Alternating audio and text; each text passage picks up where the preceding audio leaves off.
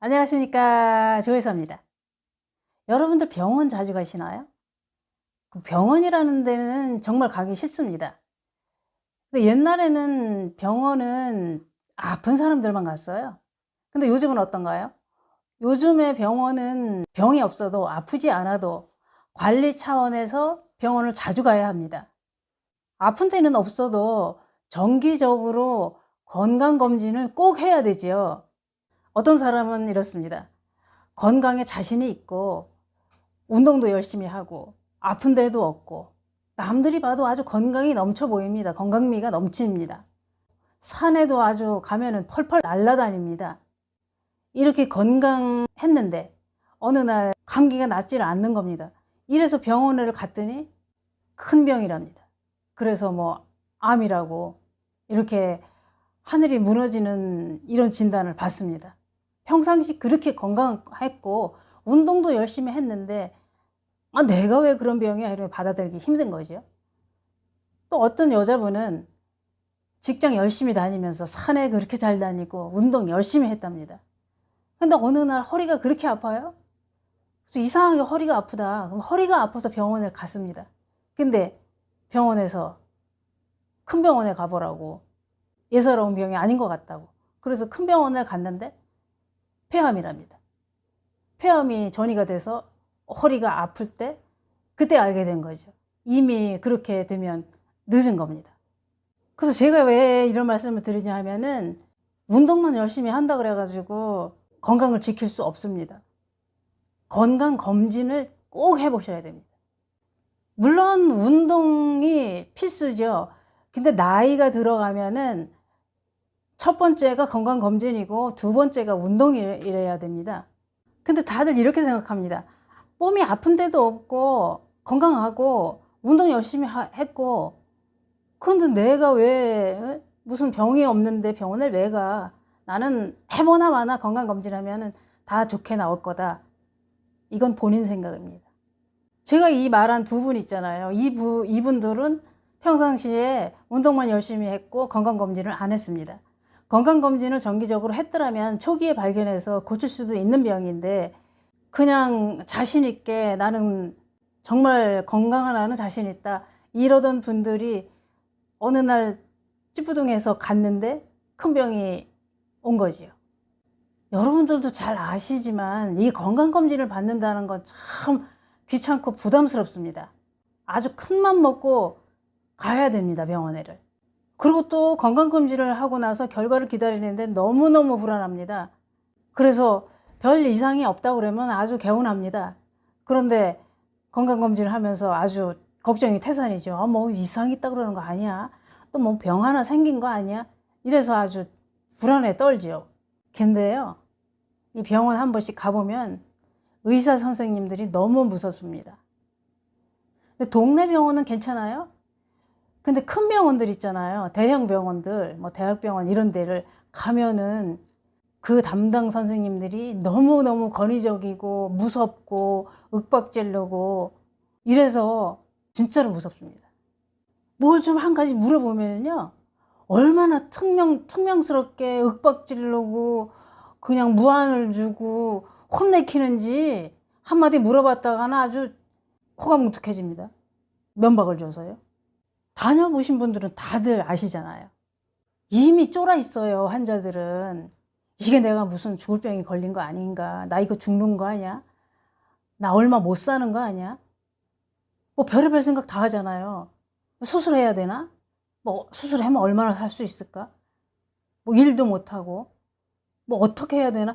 별의별 생각을 다 하면서 이미 쫄아 있는데 그 의사 선생님마저 뭘 한마디 물어보면 면박을 주고 윽박지르고 권위적인 태도에 또 한 번 쫄아듭니다.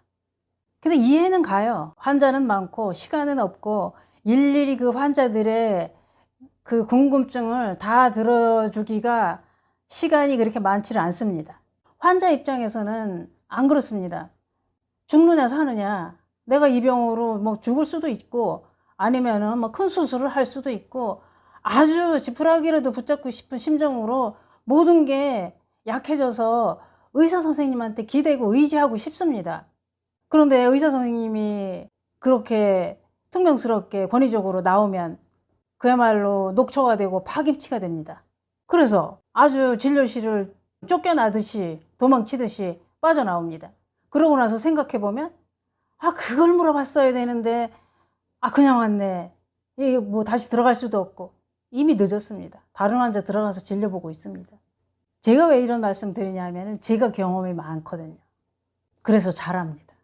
제가 다른 영상에서도 말씀드린 적이 있는데 제가 갑상선 암 전절제 수술을 했어요. 여기 이렇게 상처가 있는데 일부 잘라낸 게 아니고 전절제 수술을 해서 제가 갑상선이 없는 상태입니다. 그래서 하루하루 갑상선 호르몬제 신지로이드를 먹으면서 살고 있습니다. 약에 의존해서. 그러다 보니까 저는 그냥 뭐 나사 하나 빠진 사람이죠. 지금도 이제 한 5개월에 한 번씩 그 대학병원을 다니면서 검사를 하고 약을 타오고 또 5개월 있다 가서 또 검사하고 약을 타오고 뭐 이런 식으로 지금 병원을 자주 갑니다. 그런데요, 제가 수술하기 전부터 수술하고 난 후까지 그렇게 혼을 많이 났습니다. 교수님한테. 저뿐이 아니라 다른 사람들도 다 그래요. 환자들은 다 혼납니다. 그러다가요, 많이 혼나고 그러다가 저 병원을 옮겼어요. 옮겼는데 이제 이번에는 예약을 하고 4시간이 와도 1시간이 넘도록 제 이름을 안 부릅니다. 그래서 너무너무 기다리다가 화가 나는 거예요. 이럴 거면 예약을 하고 다닐 의미가 없지 않냐. 그렇게 생각을 합니다. 너무 많이 기다리니까. 왜 그럴까요? 근데 그 이유를 제가 알고 말았네요. 이유가 있습니다. 먼저 다니던 대학병원 있잖아요. 퉁명스럽게 하시면서 권위적으로 했던 그 교수님, 그쪽에는 환자들이 바글바글한데 그렇게 밀려있지 않아요. 들어가면 바로 나오고 들어가면 바로 나오고 혼내켜서 바로바로 쫓아내는 거지. 그 교수님은요, 뭐 하나 질문을 하면 단답형이고 아니면 혼내고, 그래서 그 진료실에 오래 머물 수가 없습니다. 누구든지. 그런데 옮긴 병원에서는요, 한 할머니가 들어가시면은 나오질 않아요. 그래서 저는 진료실에서도 수술을 하나 보다 이렇게 생각했습니다. 안 나오니까요. 아니 무슨 진료실에 들어가서 이 할머니 왜 이렇게 안 나오는 거야? 도대체 뭔 큰 대단한 일이 뭐 어마어마한 일이 일어났나? 뭐 수술을 하고 있나? 진짜 그랬다니까요. 근데 왜 그렇게 안 나오는지 아세요? 그 할머니 할아버지들은요, 한번 병실에 들어가면은요 인생 상담을 하십니다. 그래서 내가 이래서 이렇게 먹었는데 이게 소화가 안 돼서, 그런데 그때는 또 뭘 먹었는데 괜찮았었는데 이번엔 또 그랬었고, 그래서 저래서, 그런 얘기를 그냥 생각 없이 이 교수님이 바쁜지 어쩐지 다음 환자 기다린지 어쩐지 그런 생각 아예 없습니다. 그렇게 얘기를 하는데 그거를 받아주면 끝이 없습니다. 저도요, 그 매장에서 근무하면서 할머니 할아버지들 한 사람 뭐 질문하면서 걸리잖아요. 안 놔줍니다. 저는 바빠 죽겠는데 계속 물어보고 잡고 자세하게 그렇게 뭘 설명해 주기를 바라고, 그래서 곤란한 적 많았습니다. 병원은 더 하죠. 그래서 선생님들 성향에 따라서 조금 차이는 나는데 받아주면 한도 끝도 없는데 이 교수님은 조금 받아주시는 분이었어요. 그래서 제가 기다리다 들어가서 저 1시간 넘게 기다렸어요. 그랬더니 그 의사 선생님 말씀이 어떤 두 분이 그렇게 잡고 안 놔줘서 시간을 너무너무 오래 끌어서 그랬다고 그러시더라고요. 전 속으로 그랬죠. 이 교수님도 그 분처럼 그렇게 빨리빨리 윽박지르고 그래서 내쫓았어야지, 그런 방법을 쓰시는 게 좋았을 텐데 다 받아주니까 한도 끝도 없잖아요. 그래서 제가 생각해낸 게, 먼저 다니던 그 대학병원의 그 교수님이 그래서 윽박지르고 빨리빨리 내쫓았구나. 안 그러면 한도 끝도 없이 밀린 환자가 얼만데 인생 얘기 다 하고 있으면 그거 어떻게 해요? 그리고 무슨 뭐 정신과 선생님도 아니신데 인생 얘기 어떻게 다 들어주고 있습니까? 여러분들, 병원 가시는 거 다들 싫어합니다. 그래도 싫어도 아플 때만 병원 가시지 마시고 미리미리 정기적으로 건강검진을 하셔서 꽃길만 걸으시기 바랍니다.